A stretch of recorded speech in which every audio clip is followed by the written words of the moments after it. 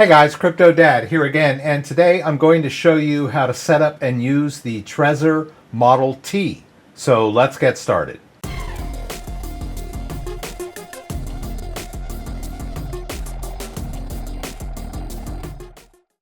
Hey guys, CrypoDad here again, and I've got a Trezor T setup video for you here, and I'm going to show you everything you need to know about getting it unboxed, set up, and configured so that you can store your cryptocurrency in there. But before we jump into the video, I wanted to let you know that there are Trezor Black Friday sales going on this week. Starting today, Monday, and all through the rest of the week, you can get up to 30% off Trezor products. I'll put a link to this page down in the description below so that you can find all these great deals. In the meantime, check out this video on the setup of the Trezor T, and I hope you enjoy it. All right, so I'm here on the Trezor homepage. Trezor is a cryptocurrency hardware wallet. You can use it to manage your crypto and store it offline safely and securely. Now, they have two different offerings. They have the Trezor Model T and they have the Trezor Model 1. I'm going to show you how to set up the Trezor Model T. It is their flagship product and it's really cool. I like it. I like it that it has the touch screen, very easy to use, very intuitive to use. And it also is an open source hardware and software platform. So it's a very trusted and secure platform. Trezor has been around for years. It's a great cryptocurrency hardware wallet. So I'm going to show you how to get it set up. All right, so this is the box that the Trezor comes in. If you open it up, you'll see the device here. All right, you got the safe place to store your coins. Once you get it open, you've got the main device here. You also have this cool little dock. As you can see, it's got a sticker backing on it, and you can stick it somewhere kind of out of the way. So what's cool about this is that you can stick it under your desk or table and then use it as a storage for the device, so that when you're not using it, it's out of sight, right? Safe and secure way to hide it, and very convenient, right? You just reach under the desk, and as soon as you feel that magnetic clip, you know that it's stored safely. So that's pretty cool. You're also going to get a USB-C cable with this device. It is a standard USB-C cable. This one is a bit short, but you can use a longer cable if you like. That gives you a little more freedom of movement, right? You're also going to get this card, which you can use to write down your backup phrase.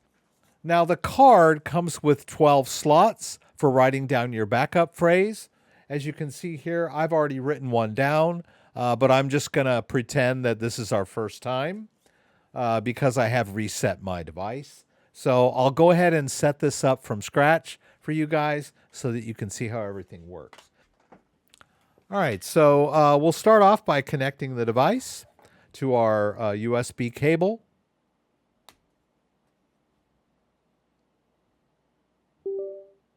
You are going to need to interact with the Trezor website, so let's go ahead and handle that. All right, what we're going to do is download the Trezor app for Windows. All right, once we've done that, we can just double click our installer and get started. All right, and then it's going to ask us to run Trezor Suite. All right, we're ready to go. So I'll click Set Up Trezor. Now this device is running the latest firmware. If you're not running the latest firmware, it's going to direct you to run the firmware update. And I have a different device that needs an update, so I can demo that for you in a bit. So I mentioned earlier that I had another Trezor T that needed a firmware update. I wanted to walk you through that real quick, just in case you buy a Trezor T that has been in stock for a few months and needs to run the firmware update. They can be a little bit tricky. So I'll go ahead and connect this. All right, and once it gets mounted up, it's going to ask you to run the firmware update. So the trick is to disconnect and reconnect the device while you're moving your finger up and down on the pad. So it's a little bit tricky. I'll do a little demo for you. All right, so I'm going to hit this update now on the screen, and then it's telling me that it needs to have the update. I'll go ahead and click this. Before you run the firmware update, you'll want to make sure that you have it backed up. So I'll click continue here, and those are the instructions, right? We need to disconnect and then reconnect while we're brushing our thumb up and down on the touch screen. You know, your finger or your thumb, either one. All right, so I'm going to disconnect, and then I basically just need to move my thumb up and back and forth as I'm reconnecting. All right, so just get yourself ready. Hit it. All right, oops, nope.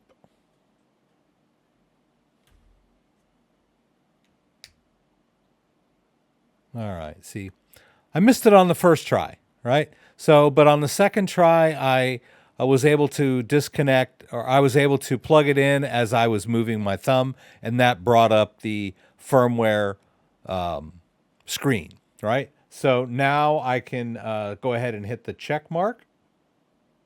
All right, and then you can see over here that it's ready to have me install the firmware. I'll go ahead and click OK here. And then one last confirmation on the device. All right, you can see here, I'll go ahead and confirm there. And then we'll just watch it update on the device. You can see there's a progress bar going along the circle there. All right, and as you can see, I have a check mark on the device and on my computer screen. Basically, after that, it's going to disconnect, and I'll just need to reconnect by entering my PIN.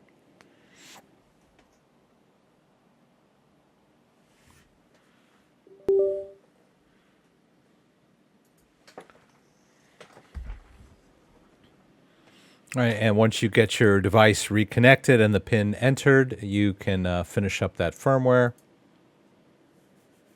and it'll take you right back to your home screen. Just a little tricky. I just wanted to give you a quick walkthrough on getting the firmware updated.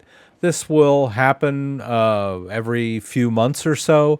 You want to make sure that you always have the device completely updated with the latest firmware. Let's go ahead and hit continue here.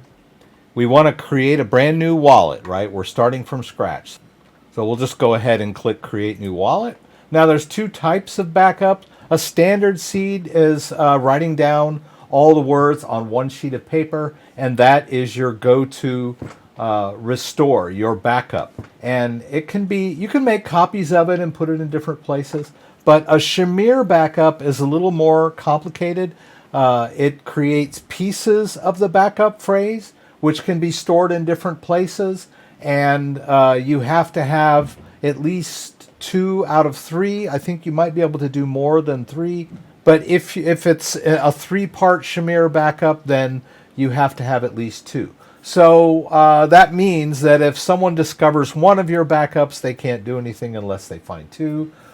You could also distribute this to family and friends if you were sharing a backup phrase. But really, it's just to keep the backup phrase in a little more of a secure format so that someone can't stumble upon the go-to one.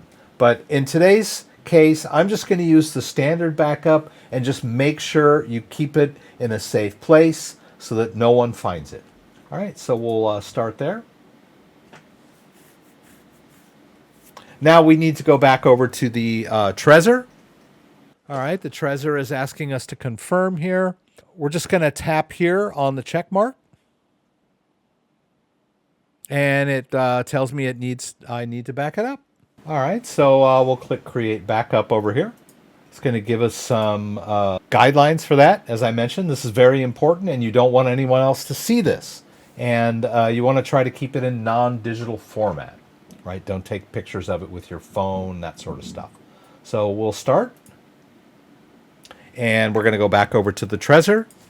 All right, it's telling us again, don't make a digital copy. We'll click I understand, and then we get our words, right? You'll notice there that 2 of them are showing. There's going to be a total of 12, and that I can swipe up and down to check the list, right? So I'm going to go ahead and get these written down on a piece of paper. Also, you want to make sure that you number your words. The order is very important. All right, just write down the numbers and just put the numbers down. Make sure you write them legibly. Make sure to write them down accurately. These words are generated from a master list. There are 2,048 words in the master list, and they are all legitimate words. So don't feel like if you see the word pepper that, it might have 3 P's or, an I instead of an A. They're always going to be legible English words. Just write them down and put them in a safe place. You'll confirm that you wrote them down by holding down this green button. Just hold it down till you get the check mark. Then it's going to ask you to select each of these words in order, and you'll get a list of 3 or 4. No. Now it looks like you'll just have to choose out of 3. So start with word number 1 on your sheet, and then tap that word on your device. And then it wants you to select word 7. Notice here, and yours may be different than mine. This is totally random, but this is why it's very important to number your list so that you can easily jump to the correct word. So look for word number 7 in your list, in my case, and I'll tap it. Now it wants me to tap word number 9. I'll do that. And then I'm ready. So pretty easy way to verify the phrase. We'll hit continue here. It tells us that the backup is done. And the next thing we'll do is set the pin. Right, so we'll go back to our computer screen and click continue to pin. We'll set the pin. That's done on the device. All right, we're going to confirm that. And then simply enter your PIN. I believe you can probably do 4 to 8 or maybe longer. I'm not sure. I usually 8 is about as many as I like. So just type it in and hit the check. All right, and that's going to ask you to enter it again. All right, and then you've activated the PIN. We'll continue here, and then we're at this screen here. All right, and once you get to this screen, we'll hit continue, and we're ready to go. Now, as you can see, it supports a lot of different coins. They have already activated Bitcoin and XRP for us. So if you want any of these other coins, you can activate them here. You can always do this later as well. It's not an all or nothing thing. So it's completely up to you when and if you want to activate additional coins. I'm going to go ahead and activate Ethereum. This will allow me to store Ethereum and ERC20 tokens. There are a lot of ERC20 tokens out there, like Uniswap and Basic Attention Token and Chainlink, that you might want to store on this device. Those will be done inside your Ethereum wallet. Demonstrate that. I'll go ahead and activate Cardano as well. And we'll go ahead and complete the setup. And we're ready to go. I'll hit Access Suite. And we can make this a hidden wallet. I'm going to stick to the standard wallet. A hidden wallet will have an additional password. I don't really recommend this for newcomers, because if you forget this password, you will lose access to all the crypto.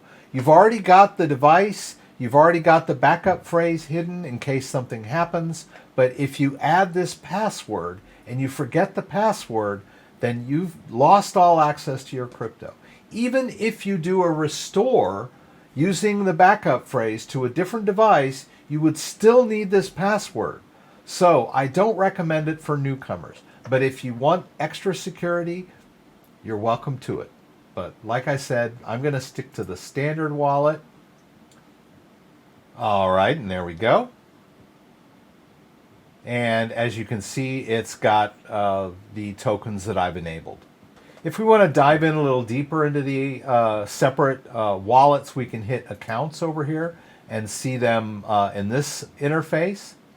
And then, as I mentioned over here in the token section, this would be where you would access your ERC20 tokens. Now, notice here that they have the buy button. They have an interface here for purchasing tokens.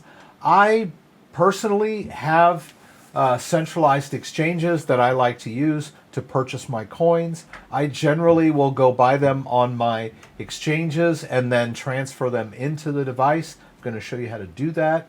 You can use these built-in tools, but be aware that you're really using third parties when you do this, right? It'll say buy, and let's say you want to buy $100 worth of Bitcoin. Go over here to compare offers, and it's going to give you these third-party payment processors.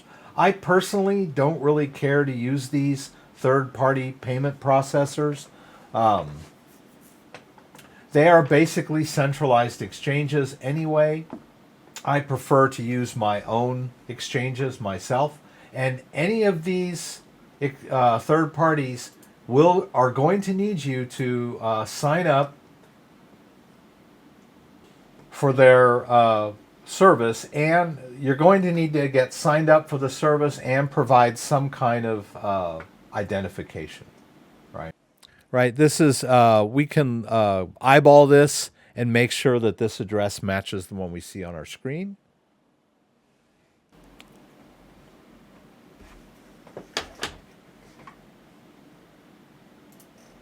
And then if we go over here,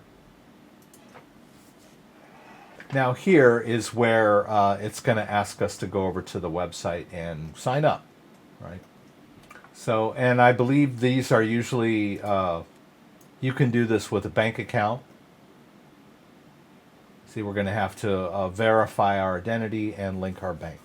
You can go through all of this if you want to. But like I said, I already have cryptocurrency exchanges that I already have set up, that I've already provided my ID. They're US based, and I trust them completely. So in my case, I prefer to just buy Bitcoin or Ethereum on these centralized exchanges that I already know and trust, and that I already have set up. So I'll start with some Bitcoin. If I go back over here, I can just back out of this. All right, and just do this receive. Confirm on the device.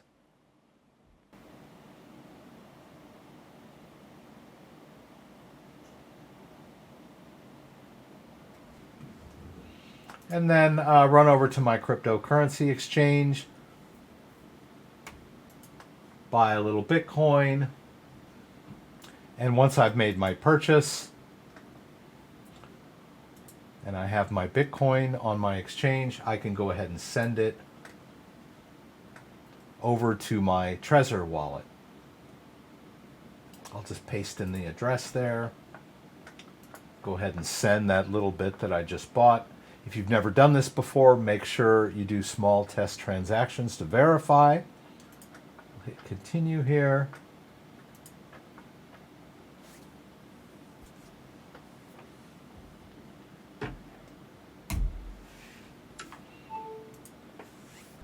We've stored our Bitcoin in our Trezor wallet. The private key is on the device. The private key never leaves the device. So the access to the wallet is safe and secure. The only way you can remove Bitcoin from this wallet is by authorizing it using the device. So once I have my Bitcoin stored in my wallet, I can take my Trezor device, disconnect it, and then put the device somewhere else, right? Maybe under the table or under the kitchen table, wherever you want to hide your device, so that no one has access to your crypto. So you cannot use this wallet without the device. This is more like your keychain, right? And, oh, so you lose your device breaks or gets stolen, then you buy a new one and you do the restore from that backup phrase. You can restore from a backup phrase and all of your wallets will be intact. You'll have full access to any crypto that you have stored in this wallet. A lot of people have trouble wrapping their head around what it means to store Bitcoin in a wallet. The biggest question I get is, what if the price goes up? Well, the Bitcoin will be worth more, right? If you put gold under your bed and the price of gold goes up, then you take it out from under your bed down to the coin dealer and sell it for the higher price. The same with Bitcoin, right? If it's in your Trezor and the price goes up, you can simply transfer it back to an exchange where it becomes liquid again and you can swap it for cash. All right, so let's look at that scenario.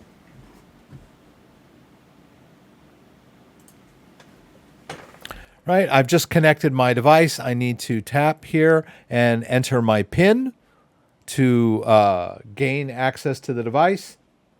All right, once I've done that,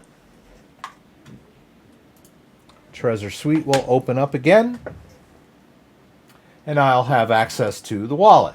So if I want to send this Bitcoin back to an exchange, I simply open up my exchange. I'll do a send and receive, and in this case, I will receive Bitcoin into my account. I'll copy this address into my clipboard, go back over to the Trezor Suite, and in this case, I will do a send. I'll go back to the home screen, I'll click send. I'll paste in that address that I got from Coinbase. I can send it all back if I want, as little or as much as I want. I can adjust the fee structure here. These are fees on the Bitcoin network. I would advise to use the normal one, but it's up to you if you want to send it faster or slower. It's going to cost me 26 cents. Yes, there are fees on the Bitcoin network. This is part of the price we pay for managing our own coins. What would you rather do? Spend a few dollars on fees to keep your crypto safe and secure, or just be a miser, leave it on the exchange because you don't want to pay a transfer fee and then lose everything when the exchange goes under, like FTX. Right? The FTX debacle has made it abundantly clear that we all need to learn how to store crypto in our own wallets. So here we are. Let's go ahead and send it back. All right, I'm going to need to authorize this on the device. And I've got this little thing here. We'll click plus, and then we'll just hold to confirm. And we're going to need to hold to this green button down to confirm. And the transaction gets signed and authorized. And then if we go back to the computer screen, you can see that everything is ready to go. We'll go ahead and confirm that last step, and off it goes. I really like the Trezor device. It's really easy and intuitive to use.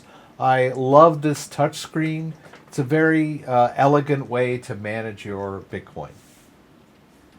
Right, and as you can see here, we've got 2 transactions in the wallet. I bought some Bitcoin, put it in there. Now I'm sending it back to the exchange so that I can sell it if I need to.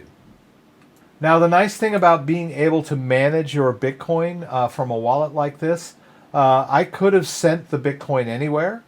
I could have sent it to a friend. I could have sent it to a different exchange if I wanted to sell it on a different exchange. You have total control over the Bitcoin from within your own wallet. So it's always good to keep your crypto offline so that it's safe and secure. And then if you decide you want to sell or trade or anything of that nature, or make a purchase with your Bitcoin, then you can easily do that right from the wallet, right? I can send it straight from the wallet to the exchange and make that trade. Don't forget, I do a live stream every Saturday night, 6 p.m. Eastern Standard Time. Please join me for the live stream from Michigan, where you can throw out your questions and I'll do my very best to get them answered. Hope to see you there. If you like this video, give me a thumbs up. If you'd like to subscribe to my channel, I would appreciate it. When you subscribe, there's a little bell that you can click that will allow you to be alerted whenever I post new content. Once again, thanks for joining me and hope to see you again soon.